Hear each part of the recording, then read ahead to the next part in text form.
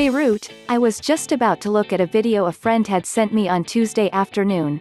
The port seems to be burning, she said, when my whole building shook, as if startled by the deepest boom I'd ever heard. Uneasily, naively, I ran to the window, then back to my desk to check for news. Then came a much bigger boom, and the sound itself seemed to splinter. There was shattered glass flying everywhere. Not thinking but moving, I ducked under my desk.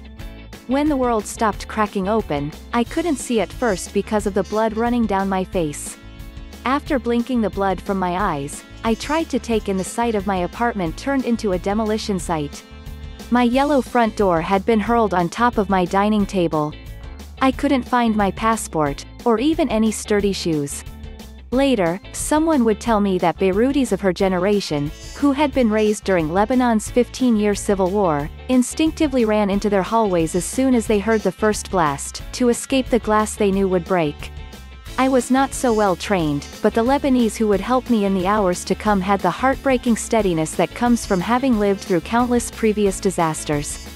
Nearly all of them were strangers, yet they treated me like a friend. When I got downstairs, dodging the enormous broken window that rested jaggedly in my stairwell, my neighborhood, with its graceful old-Beirut architecture and arched windows, looked like a picture from the wars I had seen from afar, a mouth missing all its teeth. Someone passing on a motorbike saw my bloody face and told me to hop on. When we couldn't get any closer to the hospital, our way blocked by hillocks of broken glass and stranded cars, I got off and started walking. Everyone on the street seemed to be either bleeding from open gashes or swathed in makeshift bandages, all except one woman in a chic, backless top leading a small dog on a leash. Only an hour before, we had all been walking dogs or checking email or shopping for groceries. Only an hour before, there had been no blood.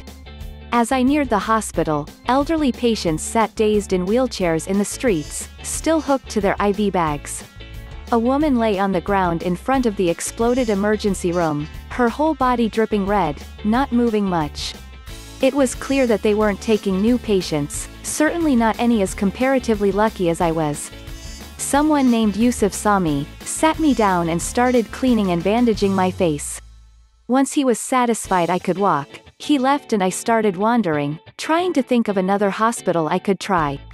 I ran into a friend of a friend, someone I had met only a few times before, and he bandaged the rest of my wounds, disinfecting the lacerations with splashes of Lebanon's national liquor, an anise-flavored drink called Arak.